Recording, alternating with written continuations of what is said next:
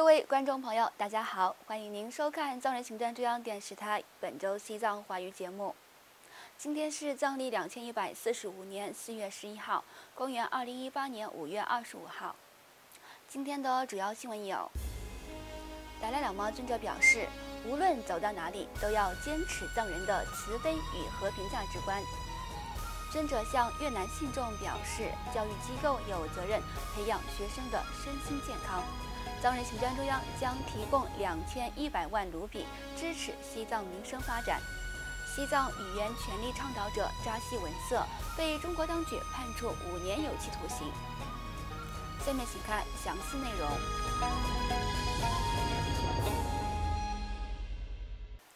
5月18号，参加2018年独立足球联盟世界杯比赛的流亡藏人足球队在达兰萨拉觐见了达赖喇嘛尊者。达赖喇嘛尊者在开示时呼吁足球队队员们，无论走到何地，都要坚持藏人的慈悲与和平价值观。达赖喇嘛尊者表示，流亡到印度后，我们一直在致力于保护和发展西藏的传统宗教文化。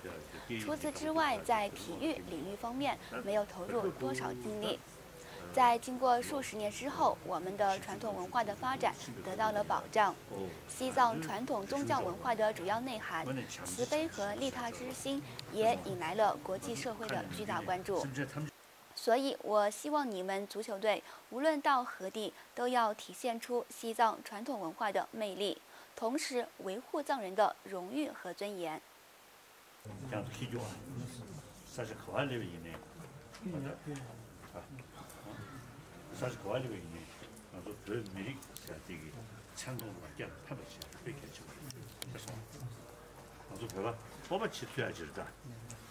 随后，藏人行政中央司政洛萨桑格也会见了藏人足球队队员，并一同参加了新闻发布会。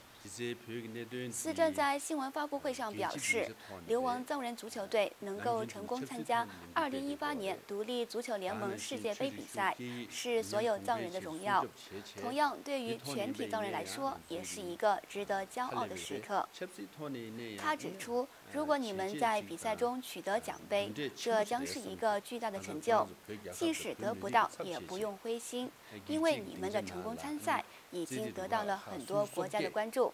同样，境内外所有藏人也正在关注着你们。此外，5月21号，达赖喇嘛尊者在达兰萨拉宫殿内觐见了来自越南河内、胡志明市和海防市的80多名信众，并通过视讯向越南境内的信众进行了现场直播交流。达赖喇嘛尊者同越南信众交流时，重申了他的3大使命，以及致力于古印度传统文化引入现代教育体系等事宜。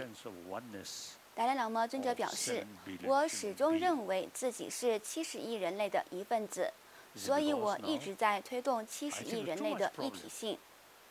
尊者指，当今世界的现实状况是，穷人在不断遭受着痛苦，由于缺乏物质基础，世界各地许多孩子面临死亡。同样，在另一方面，那些富人也不一定是很快乐或和平的。尊者表示，当今世界有太多的痛苦和不幸，这是因为我们太关注第二层次的差异，也就是说，不同的国家、种族、宗教信仰等。即便你们是同一个国家，可是又要区分贫富贵贱，因此产生了这么多的问题。而这些问题又没有办法通过药物来解决，它只能透过内心认知，懂得人类一体性来解决。请继续收看今天的第3则新闻。5月22号，藏人行政中央财政部召开新闻发布会，启动了第2次西藏难民生计支援项目。作为该项目的一部分，财政部将以最低4%的利息，提供总计2100万印度卢比的贷款资金，以扶持流亡藏人社区的贫困人口生计。藏人行政中央司政罗萨桑格在新闻发布会上发言时，谈到了这一项目的具体情况。他指出，去年该项目为近900名西藏纺织品销售商提供了贷款，而这些贷款中42%是女性。这笔款项在今年2月和3月份已全部还清。司政表示，这一项目受益者从还款的举动反映出西藏人民在达赖喇嘛尊者的谆谆教诲下道德诚信所达到的水准。这一由美国国际开发署与西藏基金会合作实施的流亡藏人民生支持项目，将于2018年6月至8月实施。受益群体将从当地藏人定居点的联合责任小组中筛选。该项目将为印度境内的45个藏人定居点的1525名受益人提供创业资金。请继续收看今天的最后一则新闻。5月22号，中共青海省玉树州中级人民法院以煽动分裂国家罪判处了现年32岁的知名藏人教育倡导者扎西文色5年有期徒刑。藏人行政中央司政洛桑桑格随即发文表示，对扎西文色以煽动分裂国家罪判决是对正义的歪曲。扎西维色是根据中国宪法赋予的权利，提倡藏人受藏语教育。因此，他的案例表明，西藏民族缺乏基本的语言权利。司政洛桑桑格对扎西维色的判决提出批评。他指出，对扎西维色判处5年徒刑，这表明中国声称遵循国际法，完全是荒谬的言论。但我们将继续主张中国政府无条件释放扎西维色。随后，国际特赦组织发表一份声明，谴责中国当局对扎西维色的判决。该组织东亚研究部主任罗柱华在声明中表示，对扎西维色的判决极不公正，因为扎西维色以和平方式让人们关注西藏文化遭受系统性轻视而被定罪，